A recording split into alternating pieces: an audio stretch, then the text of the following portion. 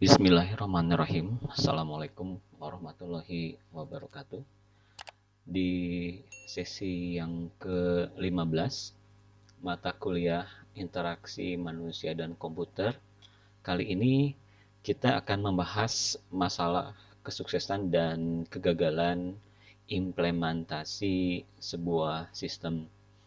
Nah, ini merupakan materi terakhir di semester ini, materi terakhir kuliah interaksi manusia dan komputer. Baik, kita mulai. Nah, sebenarnya apa kegagalan sistem informasi itu seperti apa? Biasanya yang pertama adalah desain sistem kurang memenuhi harapan.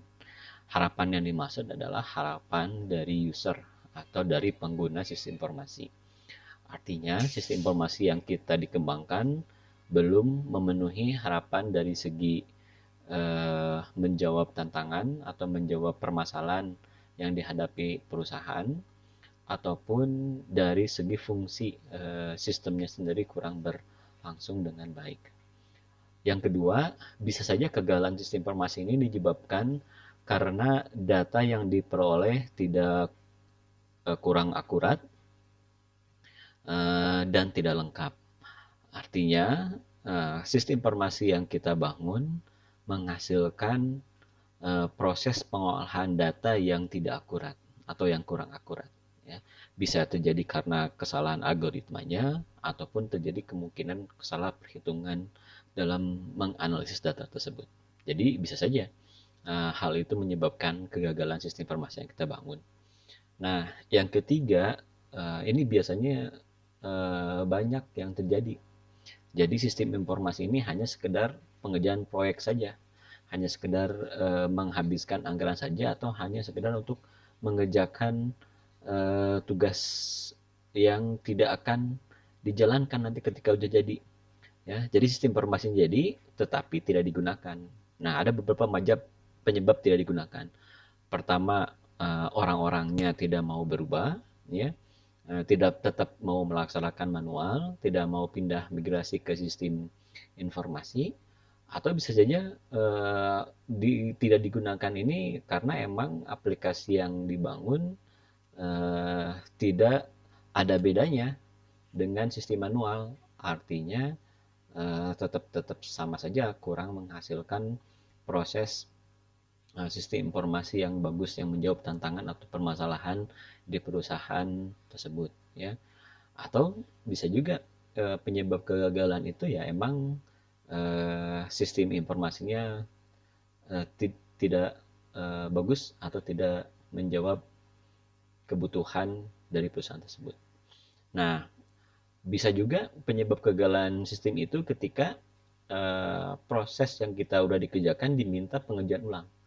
Nah, ketika diminta dikerjakan ulang, tentunya ini membutuhkan waktu, biaya tersendiri ya untuk mengerjakan ulang.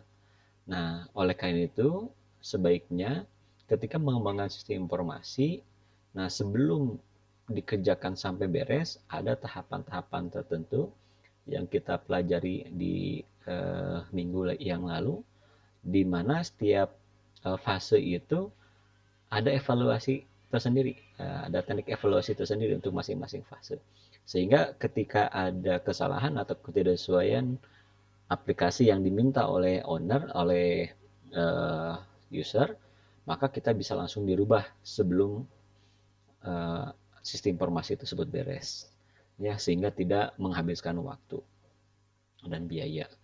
Nah, yang terakhir penyebab kegagalan sistem informasi itu adalah sistem informasinya hilang. Nah, hilang ini bisa jadi akibat hilang laptopnya, jadi ketika kita coding tidak beres, datanya programnya hilang, atau hilang karena terkena hard disknya rusak, sehingga sebelum sempat kita selesaikan programnya udah hilang, atau bisa juga hilang karena terkena virus ya, dan kita tidak punya backup sama sekali. Nah, untuk penyebab kegagalan yang ketiga ini, kita lebih baik menyimpan hasil kerjaan sistem informasi kita itu adalah ke dalam sistem penyimpanan berbasis cloud, sehingga bisa mencegah terjadinya kehilangan data seperti itu. Nah, Nah, itu adalah beberapa penyebab kegagalan sistem informasi. Dan selanjutnya kita akan membahas masalah pokok dari sistem informasi. Sistem informasi itu biasanya terkait ke 4 hal. Yang pertama adalah desain. Nah, unsur desain ini dengan memperhatikan usability, tentunya dengan memperhatikan psikologi, ya, dengan memperhatikan ergonomi dan segala macam, sehingga ketika sistem informasi tersebut jadi mudah dilakukan dan cocok dengan psikologi si usernya. Kemudian data juga. Nah, data ini adalah peranan yang sangat penting karena yang akan kita masukkan ke sistem informasi itu adalah data. Tujuan sistem informasi ini adalah mengolah data menjadi informasi, kemudian informasi tersebut kita analisis menjadi sebuah pengetahuan atau knowledge, sehingga knowledge yang kita dapat bisa diambil sebagai dasar pengambilan kebijakan atau pengambilan keputusan, ya, itu hierarkinya. Nah, jika data yang kita dapatkan atau data yang kita masukkan ke sistem informasi salah, maka dampaknya pengetahuan yang kita ambil salah, ya, sehingga pengambilan kebijakan pun menjadi salah. Sehingga tadi hindari kesalahan penginputan data atau analisis data atau perhitungan datanya, ya. Karena kesalahan data bisa menyebabkan kesalahan pengambilan kebijakan atau keputusan. Nah, selanjutnya faktor yang ketiga dalam sistem masalah fungsi informasi adalah biaya.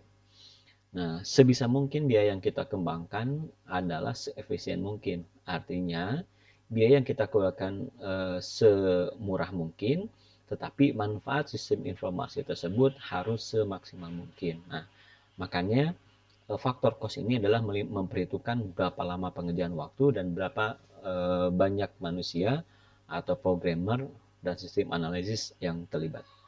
Nah, masalah pokok terakhir dalam sistem informasi itu adalah operasional atau operation. Nah, tidak mungkin sistem informasinya jalan tanpa dioperasionalkan atau tanpa dijalankan. Oleh karena itu, kan kita harus memperhatikan faktor operasi ini, ya. Jangan sampai mengoperasikan sistem informasi yang kita buat juga tidak benar atau tidak tepat. Selanjutnya, bagaimana mengukur kesuksesan sebuah sistem informasi. Nah, berikut ini adalah faktor-faktor yang dipertimbangkan menurut Lodan dalam mengukur keberhasilan penerapan sistem. Yang pertama, yang kita sebut dengan high level of system use. Apa maksudnya?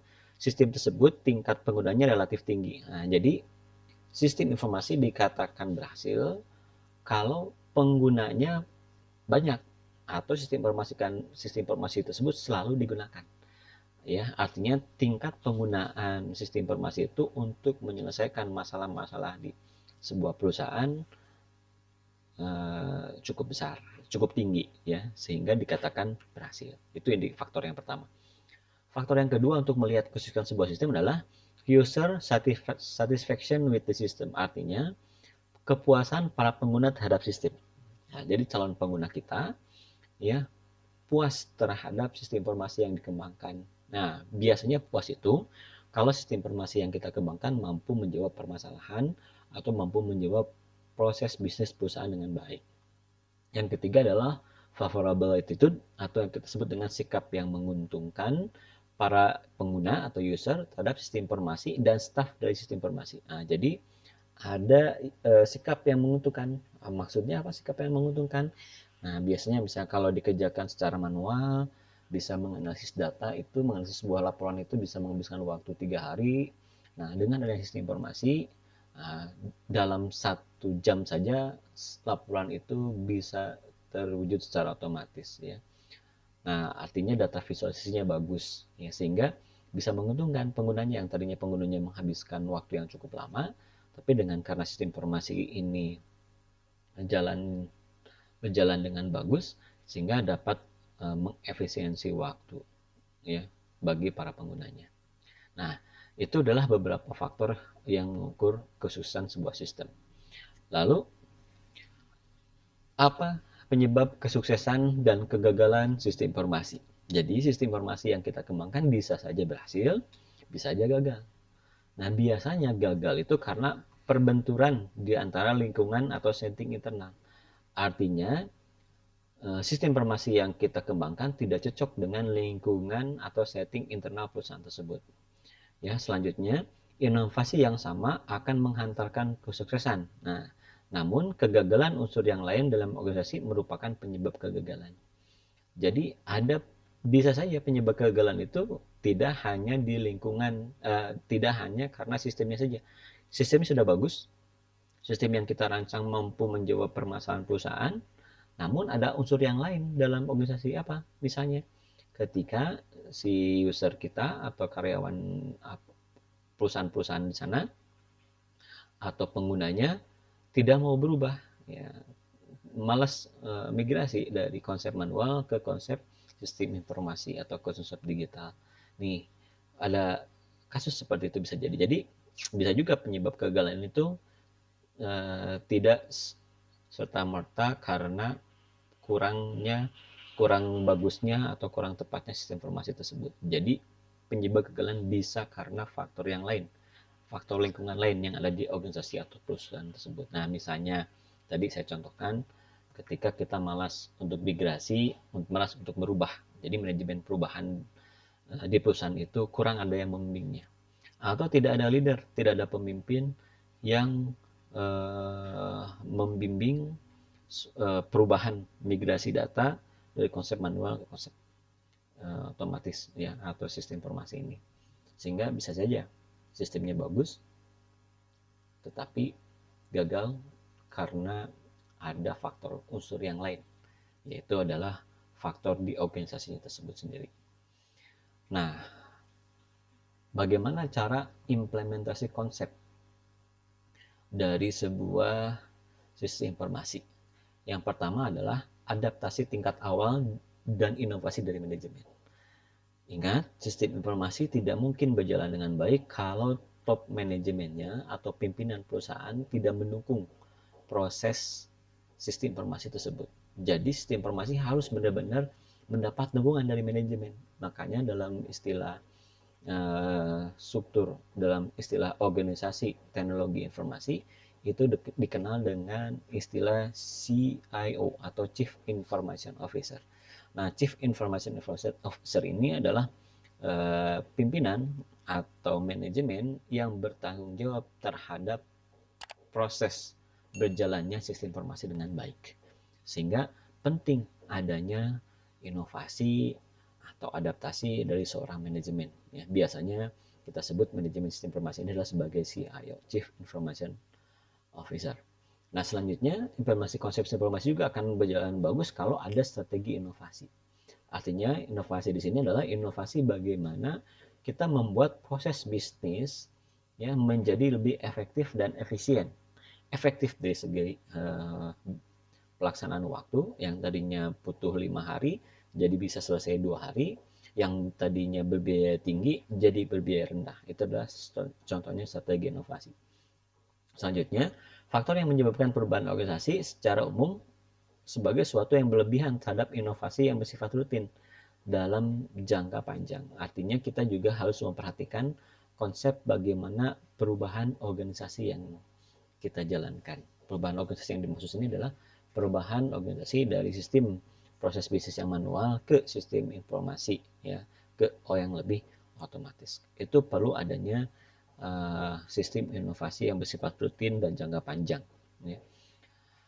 Nah, penyebab kesuksesan dan kegagalan implementasi yang lainnya adalah pertama, keterlibatan dan pengaruh pengguna. Artinya ketika si user atau pengguna ini aktif terus menjalankan sistem informasi, ya maka otomatis sistem bakal berhasil. Kesenjangan komunikasi antara pengguna dengan perancang. Nah, ini bisa menyebabkan kegagalan. Jadi, oleh karena itu, kemarin dalam teknik evaluasi itu dilakukan tidak di ujung. Jadi, teknik evaluasi itu bisa dilakukan aja per modul yang udah kita selesaikan. Harus ada komunikasi antara calon pengguna dengan sistem informasi. Jadi, kemarin pernah kita sampaikan bahwa bisa saja seorang desainer itu merancang sebagus mungkin, tetapi tidak efektif. Kenapa? Ada jalan cepat yang lainnya. Ya, oleh karena itu perlu ada komunikasi yang baik antara pengguna dengan perancang sistem informasi. antara user dengan programmer, ya harus ada komunikasi dengan baik.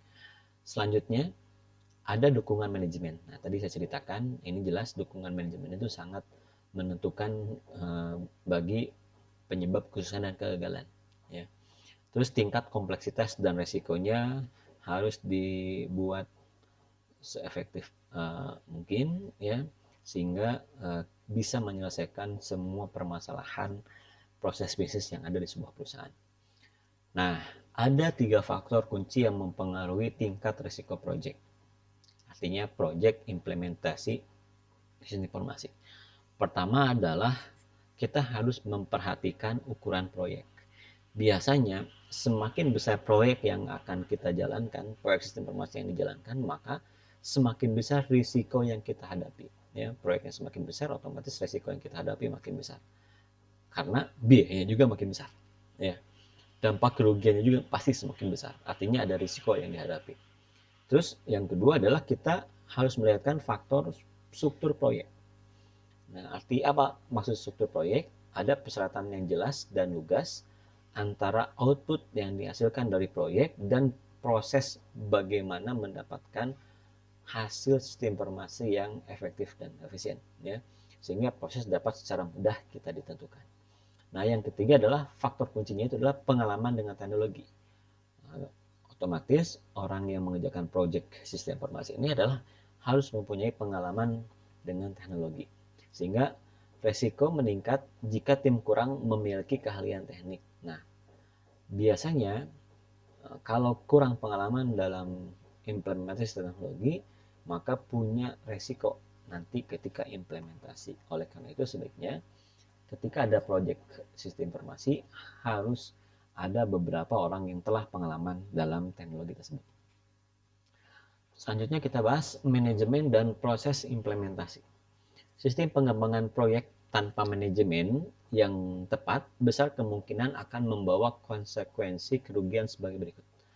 Ya, artinya kita mengembangkan proyek tanpa melibatkan manajemen yang tepat. Yang maksud tepat di sini adalah manajemen yang memahami teknologi, manajemen yang memahami proses bisnis perusahaan tersebut. Ya. Nah, kalau kita punya manajemen yang tanpa manajemen yang tepat, maka besar kemungkinan akan membawa resiko atau kerugian sebagai berikut. Pertama, biaya yang berlebihan sehingga melampaui anggaran. Kenapa? Karena yang untuk mengerjakan suatu sistem informasi itu biasanya perlu sekian rupiah, tetapi karena kita kurang memiliki manajemen yang paham terhadap manajemen proyeknya kurang tepat, bisa jadi biaya yang kita keluarkan jadi berlebihan, ya, dan ongkosnya jadi lebih mahal. Kedua, melalui waktu yang diperkirakan, yang harusnya dalam waktu 3 bulan implementasi sistem informasi berhasil dengan baik, ini lewat. Nah, semakin kita melewati waktu yang telah ditapatkan, maka cost akan muncul lagi kerugian yang lain, kerugian biayanya. Oleh karena itu, perlu perencanaan waktu yang tepat. Nah, biasanya perencanaan waktu dalam pengerjaan proyek sistem informasi kita menggunakan Gantt chart, seperti yang kita pelajari di minggu lalu di pertemuan ke-14. Nah, selanjutnya, kelemahan teknis yang berakibat pada kinerja yang berada di bawah tingkat dari yang diperkirakan. Artinya, ternyata tim kita atau tim proyek sistem informasi yang kita rekrut atau yang kita pekerjakan memiliki kelemahan teknis, sehingga kinerjanya di bawah standar yang kita harapkan. Nah, terakhir, ya, kalau tanpa manajemen yang tepat bisa saja gagal memperoleh manfaat yang diperkirakan. Jadi ternyata sistem informasi yang kita bangun malah tidak bermanfaat bagi perusahaan atau gagal memperoleh manfaat. Oleh karena itu, manajemen dan proses implementasi saling berkaitan. Nah, proyek pengembangan sistem kurang baik karena dikerjakan pada kondisi berikut. Nah, bisa saja ada kondisi yang menyebabkan sistem informasi menjadi kurang baik. Yang pertama adalah teknik untuk memperkirakan panjangnya waktu yang diperlukan untuk menganalisis desain sistem dikembangkan kurang baik. Jadi analisis waktunya, Gantt chart-nya kita buat tidak analisis atau dengan tidak melakukan analisis yang tepat, ya, sehingga menentukan panjangnya waktu itu berdasarkan perkiraan saja, tidak berdasarkan analisis yang tepat, sehingga perkiraan panjangnya waktu ini jadi tidak efektif. Yang kedua adalah bisa saja karena dikerjakan dalam mythical month, artinya proyek diperkirakan dalam konteks berapa orang dan berapa lama waktu yang dibutuhkan ini tidak logis. Misalnya yang kita sebut dengan proyek Sangkuriang. Jadi tidak mungkin kita membangun suatu sistem informasi itu hanya dengan 5 orang misalnya. Tapi kita memaksakan 5 orang dalam waktu yang 1 bulan. Yang jelas kalau kita berdasarkan perhitungan dan kalkulasi yang tepat, tidak mungkin terjadinya hal tersebut. Nah, biasanya proses informasi yang kurang baik itu kalau dikerjakan dalam mythical mode, atau dalam bahasa ini adalah dikerjakan dalam waktu Sangkuriang, ya, artinya SKS, sistem kebut semalam, atau pekerjaan itu dikerjakan dengan terburu-buru. Ya, faktor penyebab pengembangan sistem informasi menjadi kurang baik juga adalah yang ketiga adalah falling behind, artinya penyimpangan dalam proyek yang gagal dan meragukan sering tidak dilaporkan kepada manajemen puncak sampai segalanya terhambat. Nah, ini karena ada sifat manusia yang ingin menutupi kesalahan, sehingga proyek atau kesalahan yang terjadi di level operasional tidak kita laporkan ke level pimpinan atau ke level top manajemen, sehingga apa yang terjadi, nah, informasi yang tepat tidak tersampaikan dengan baik ke pimpinan. Ya, banyak sekali sekarang ini tipe yang ABS, asal Bapak senang, atau asal pimpinan senang, sehingga kesalahan-kesalahan itu tidak dilaporkan. Apa bahayanya? Bahayanya adalah pimpinan top manajemen tidak bisa mengantisipasi kesalahan tersebut. Nah, ketika kalau kesalahan tersebut disampaikan jauh-jauh hari, ya mungkin kita bisa menyiapkan strategi, ya, untuk mencegah dampak kerugian yang lebih besar. Nah, ini yang paling membahayakan dalam pengembangan sistem informasi adalah akibat falling behind, atau ada orang-orang yang bersifat asal Bapak senang, asal pimpinan senang, sehingga kegagalan atau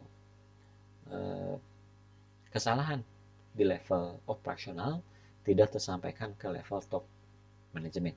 Ya, itu penyebab pengembangan sistem kurang baik. Oleh karena itu, sebaiknya ketika kita mengerjakan sistem informasi, pertama harus mampu memperkirakan panjangnya waktu dengan tepat, artinya membuat Gantt chart-nya dengan analisis yang sebaik mungkin, ya. Manajemen project-nya harus dengan sebagus mungkin, work breakdown strukturnya itu WBS-nya harus dibuat sebagus mungkin atau dengan analisis yang sebaik mungkin, ya. Terus kita juga memperkirakan kebutuhan SDM dan kebutuhan waktu yang realistis, ya, tidak sangkuriang. Dan yang ketiga adalah kita setiap kesalahan sekecil apapun harus dilaporkan kepada pimpinan, sehingga kita bisa mengantisipasi bersama-sama. Selanjutnya adalah tantangan dari rekayasa bisnis. Biasanya ketika implementasi informasi ini adalah proses dari change management, ya, atau kurangnya implementasi dan perubahan praktek-praktek manajemen yang gagal dan pada akhirnya menimbulkan ketakutan untuk berubah. Jadi artinya ketika sistem informasi ini gagal diterapkan, kenapa? Karena takut, kalau sistem informasi dikerjakan nanti dampaknya gimana? Ini data yang lama bagaimana? Kehapus enggak? Terus resikonya seperti apa? Jadi banyak alasan-alasan yang dilakukan sehingga kita tidak mau untuk berubah. Dampaknya apa? Dampaknya adalah menimbulkan ketakutan untuk berubah. Ya. Kenapa mesti berubah? Karena dengan sistem yang kayak gini juga kan kita bisa mampu bertahan. Proses bisa kita mampu berjalan dengan baik. Kenapa mesti kita harus berubah? Nah, pernyataan-pernyataan tersebut itu merupakan tantangan dari sebuah rekayasa bisnis. Ya, atau yang kita sebut tadi adalah faktor eksternal. Sistem informasi yang sudah bagus, tapi adalah ketakutan untuk melakukan perubahan itu yang membuat implementasi sistem informasi ini gagal. Nah, terus implementasi sistem informasi harus memperhatikan 5 faktor. Pertama, analisis, ya. Analisis proses bisnis yang harus kita buat sistem informasinya, ya, sehingga dari analisis yang tepat itu akan menghasilkan desain sistem informasi yang tepat. Nah, kalau desainnya tepat karena analisisnya bagus, maka programmer atau yang si pembuat program akan membuat program yang sesuai yang diharapkan oleh calon user. Ya, karena dari analisis dan desain yang bagus. Dan juga yang keempat adalah faktor pengujian. Nah, ini pengujian harus kita lakukan sebelum implementasi sistem sehingga kita mengetahui di mana saja kesalahan-kesalahan sistem informasi tersebut. Ya, kita harus menguji tiap modul sistem informasi yang kita kembangkan. Tiap tahapan yang kita laksanakan harus diuji ya, sebelum diimplementasikan. Nah, terakhir adalah konversi atau proses implementasinya langsung. Artinya di sini terjadi perubahan. Dari data yang dikelola secara manual, kita dimigrasi atau kita konversi ke dalam data yang bersifat digital atau sistem informasi. Nah itu. Jadi tidak bisa sistem informasi itu langsung dikonversikan, langsung diimplementasikan. Harus melalui beberapa tahapan. Pertama, analisisnya dilakukan dengan bagus, dengan baik. Kemudian kita buat desain berdasarkan analisis, bukan membuat desain berdasarkan asumsi ataupun pemikiran-pemikiran kita, tapi harus berdasarkan analisis yang matang. Selanjutnya, membuat program tidak sekedar programmer, tapi harus berdasarkan dari hasil analisis dan desain yang dibuat oleh sistem analisis. Sistem analis, ya, jangan sampai programmer juga membuat program berdasarkan kehendak dia saja, tapi harus berdasarkan masukan dari seorang sistem analis. Kemudian pengujian dan konversinya juga kita harus lakukan dalam tahap-tahap yang tepat. Nah, bagaimana mengolah penerapan sistem informasi? Pertama, kita harus mampu mengantisipasi masalah-masalah implementasi potensial dan menerapkan strategi koreksi yang paling tepat. Ya, jadi kita harus seorang pimpinan ini, seorang manajemen ini adalah ketika akan mengolah penerapan sistem informasi harus mampu mengantisipasi masalah-masalah atau harus mampu mengantisipasi resiko-resiko yang mungkin akan terjadi yang kita gunakan dengan risk analysis. Jadi masalah apa? Sehingga ketika masalah hal itu terjadi, benar-benar terjadi, kita sudah mempunyai strategi koreksi yang paling tepat. Ya. Makanya penting seorang manajemen itu harus mampu mengantisipasi masalah yang kemungkinan terjadi. Nah, tadi kita bicara seorang pimpinan itu harus mampu mengantisipasi masalah, salah satunya dengan risk analysis. Nah, bagaimana risk analysis atau analisis resiko itu mampu dikontrol dengan baik? Nah, jadi kita harus mampu mengontrol faktor-faktor resiko. Terdapat 4 teknik manajemen proyek mendasar yang perlu dipertimbangkan dalam mengatasi resiko, dalam mengantisipasi resiko yang mungkin terjadi. Pertama adalah peralatan-peralatan integrasi eksternal menghubungkan pekerjaan dari tim implementasi dan pengguna di semua level.